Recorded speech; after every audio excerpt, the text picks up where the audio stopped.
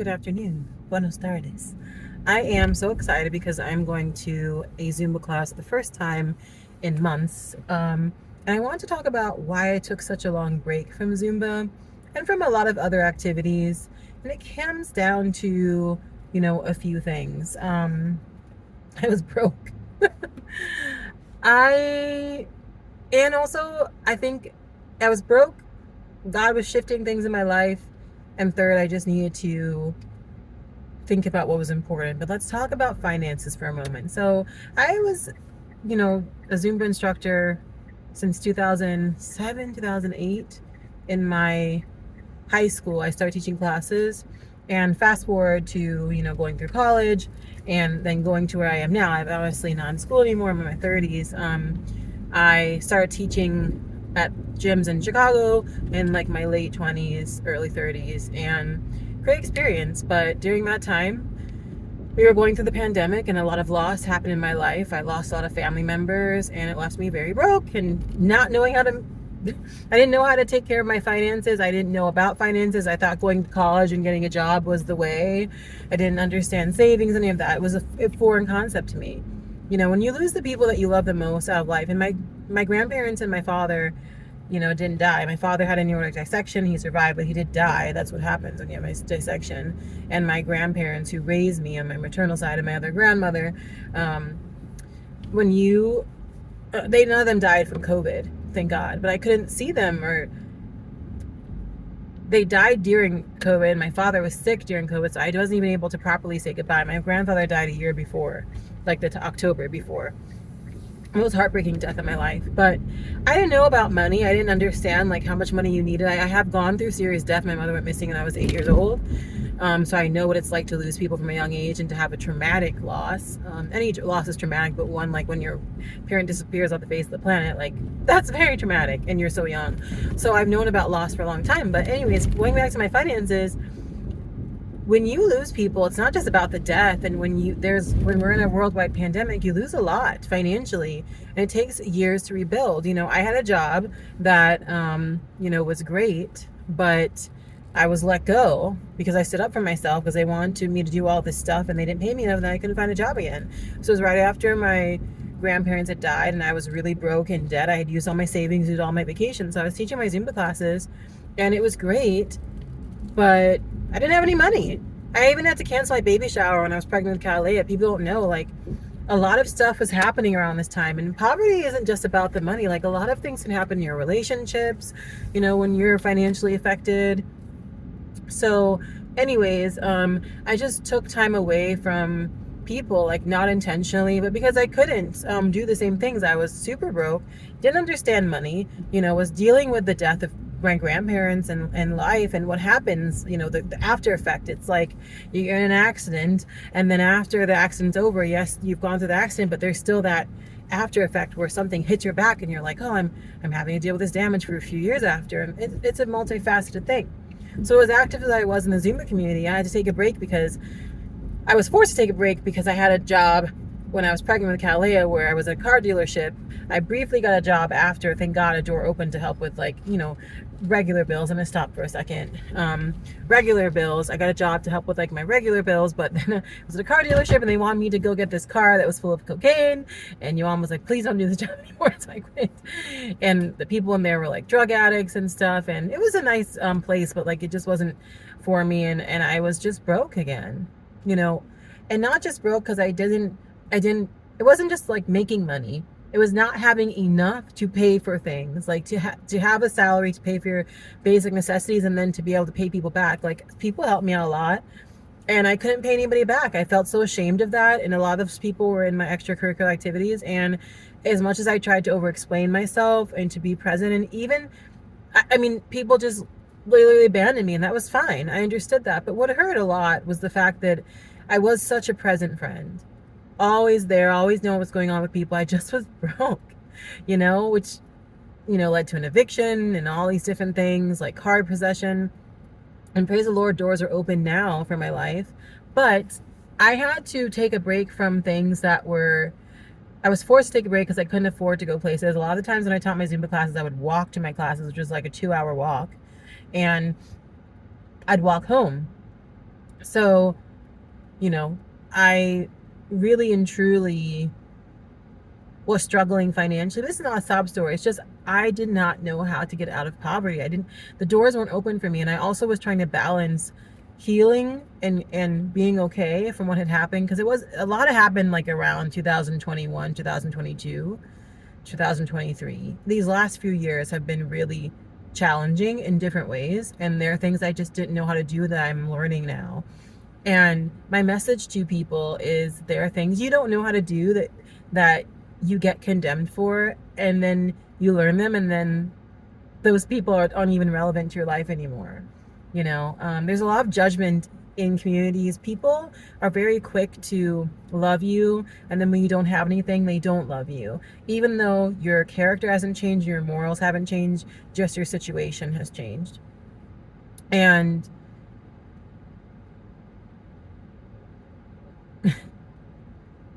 some of the people I thought I would have in my life forever, I don't have now, and I don't miss them. You miss the I miss like the interactions in many ways. But now that my life is different, that I have a child, I'm married and stuff like that, my life has shifted, and also I'm so focused on getting to where I know I can go and never being in poverty again.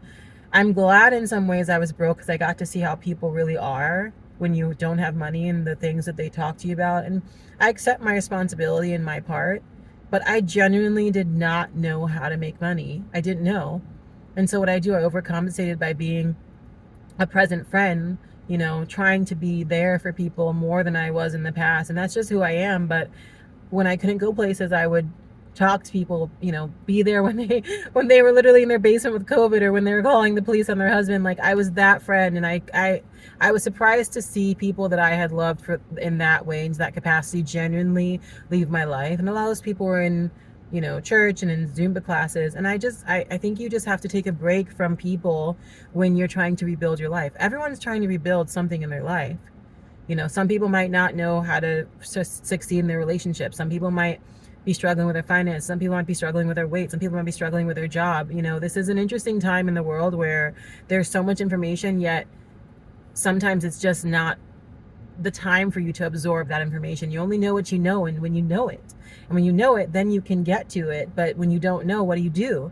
You just got to get through. And I've always been a person who's like a go-getter and goes for things. But when I didn't have a job and I didn't have money and I was evicted and my car was repossessed, like, I was applying to jobs and it was no, no, no, no, no.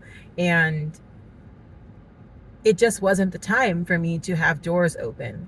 And that was hard for me. But it was even harder to see people that I loved, that were like family, leave my life because I was broke. And even though I explained myself, like, it just wasn't enough. So I took out lots of payday loans because I had no vacation, and I didn't understand that. But like, that's what happens when you have so much going on. You lose people. You're trying to keep up with the finances, and it affects your other parts.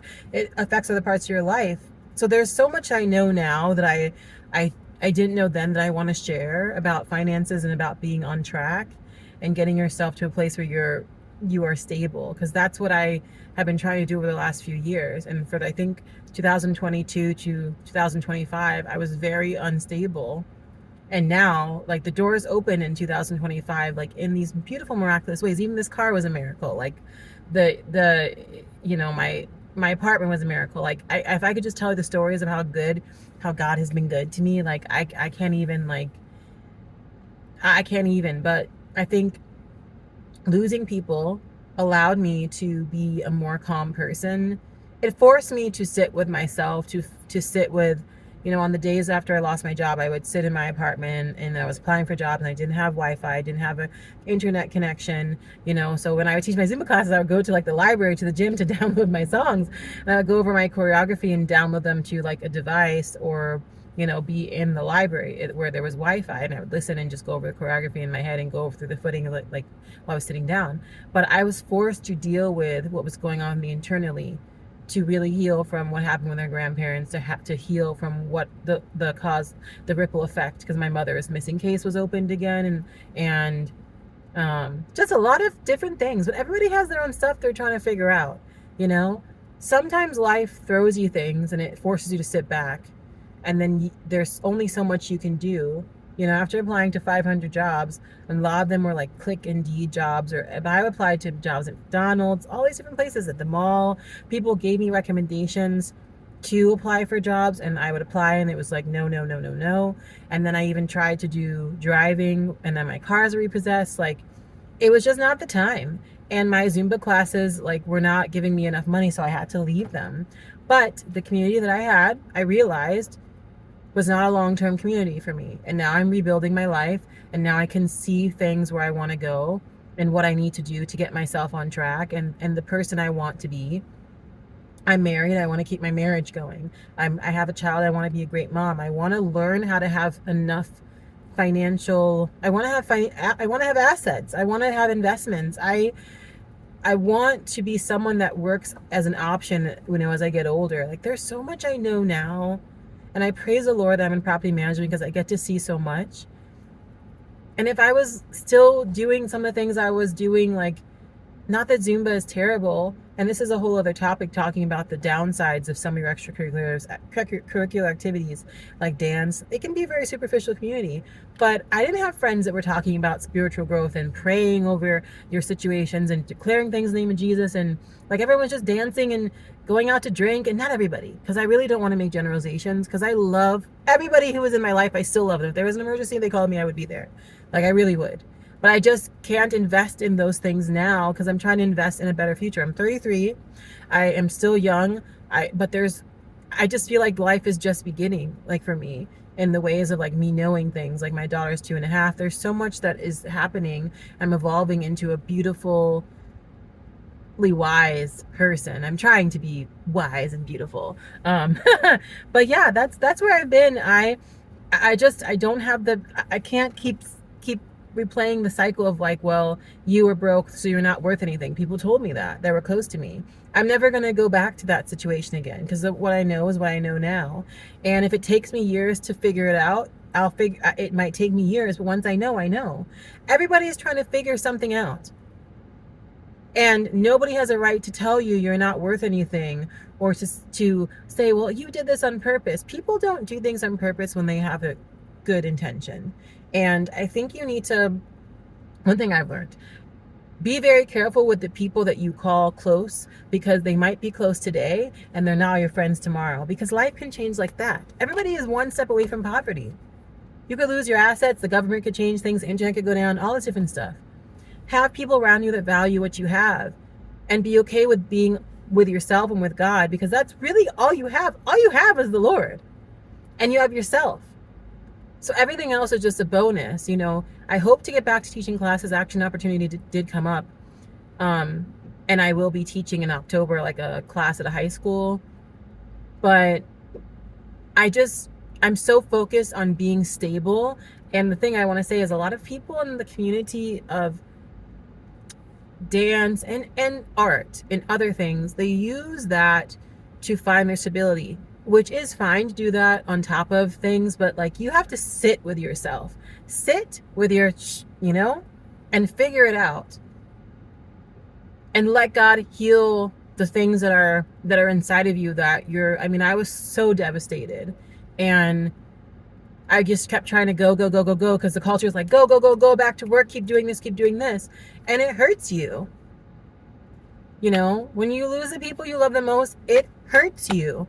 And, and it happens back to back, it hurts you. You have to take time, and it affects your life more than you think. So take the time you need to figure out things. I am so excited. I'm going to a Zumba class today. But it took me even a while to be able to do this. It's not my money I'm using to go. Luckily, the part of being married is like, we share things, and I didn't want to go to classes. Actually, no, this class is just an introductory class, but my husband said, if you want to go to Zumba, I will make the money for it. Because like, we're budgeting now. Like, we're both budgeting. So he's like, well, if you want to go, let's budget for it.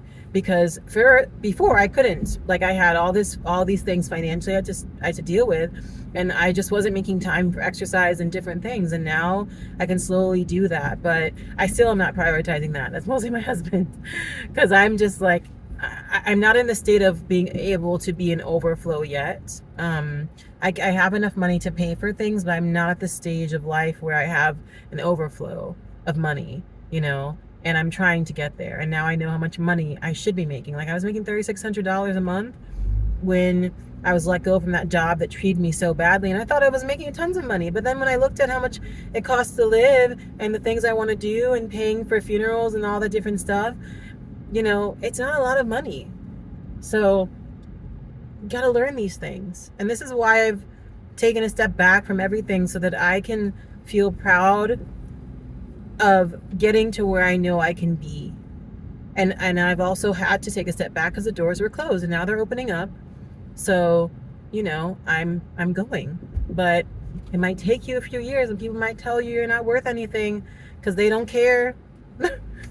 People are really different when you're broke, I'll tell you that. And that's good for you to see that. Everybody's had their own downtime in some part of their life, and people forget this. They forget that they've been down at some part. But you have to just keep it pushing and keep going until you figure it out. Take the time to figure it out. That's what I'm doing, and I'm doing it step by step.